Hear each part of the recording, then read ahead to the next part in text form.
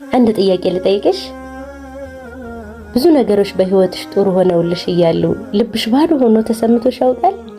ምናልባት በህይወትሽ የከፋ ችግር ሳይኖር ጤናሽም ጥሩ ሆኖ ቤተሰብም እያለሽ ነገር ግን ልብሽ ውስጥ የሆነ ያልተሞላ ቦታ ይሰማሻል?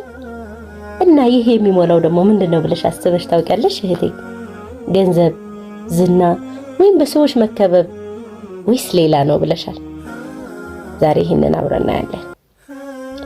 ዛሬ ላይ ብዙ ሰዎች የሚፈልጉት የልብ ሰላም ነው። ይህንን ለማግኘት ሲሉ ደግሞ በተለያየ ቦታ ሲሯሯጡ ይስተዋላል። አንዳንዶች በገንዘብ ይፈልጉታል፣ አንዳንዶች ደግሞ በዝና ይፈልጉታል፣ አንዳንዶች በሰዎች ምስጋና ይፈልጉታል በኮሜንት። ነገር ግን ፈጽሞ እውነተኛ ረፍትን አያገኙም። ምክንያቱም ልብን የፈጠረው አላህ Subhanahu Wa Ta'ala ነው። የሚያረጋጋውም እሱ የፈጠረው አምላክ Subhanahu Wa Ta'ala ብቻ ነው። كما يقول سبحانه وتعالى الذين آمنوا وتطمئن قلوبهم بذكر الله ألا بذكر الله تطمئن القلوب እነዚያ ያመኑ ሰዎች እኮ አላህን በማስታወስ ልባቸው ይረጋጋል፣ ቀልቦቻቸው ይረጋጋሉ። ንቁ፣ አላህን በማስታወስ ልቦች ይረጋጋሉ ይለናል አላህ Subhanahu Wa Ta'ala በሱረቱ ራዕድ። እህቴ አላህ ልቦች ይረጋጋሉ አላለም፣ በአላህ ዚክር ይረጋጋሉ ነው ያለን፣ ወይም አላህን በማውሳት። ይህ ማለት ደግሞ ልባችን የሚፈልገው ብዙ ነገር ሳይሆን ከአላህ ጋር ያለን ግንኙነት ነው ማለት ነው።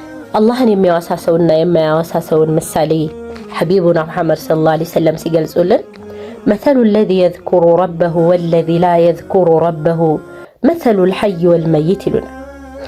ጌታውን የሚያወሳ ሰውና የማያወሳ ሰው ምሳሌው እንደ ህያውና እንደ ሙት ነው ይሉናል። ወይም በህይወት እንዳለና እንደ ሞተ ሰው ነው ይሉናል ሐቢቡና መሐመድ ሰለላሁ ዐለይሂ ወሰለም። ምናልባት ዛሬ የምንፈልገው መፍትሄ በሰዎች እጅ አይደለም። ምናልባትም ደግሞ የጠፋብን ገንዘብ ወይም ስራ ወይም ቤት ወይም ቤተሰብ ሌላ ነገር አይደለም። ነገር ግን ልባችን የአብዛኞቻችን ባዶ ነው። ምክንያቱም ደግሞ ከአላህ የራቀ ልብ ሁሉ ነገር ቢያገኝም ባዶ ሆኖ ይቀራል። ከአላህ ጋር የተገናኘች ልብ ግን ብዙ ነገርን ብታጣ ከጌታዋ ጋር የተቆራኘች እስከሆነች ድረስ የተረጋጋችና ደስተኛ ሆና ትኖራለች። ወሰላሙ አለይኩም ወራህመቱላሂ ወበረካቱ።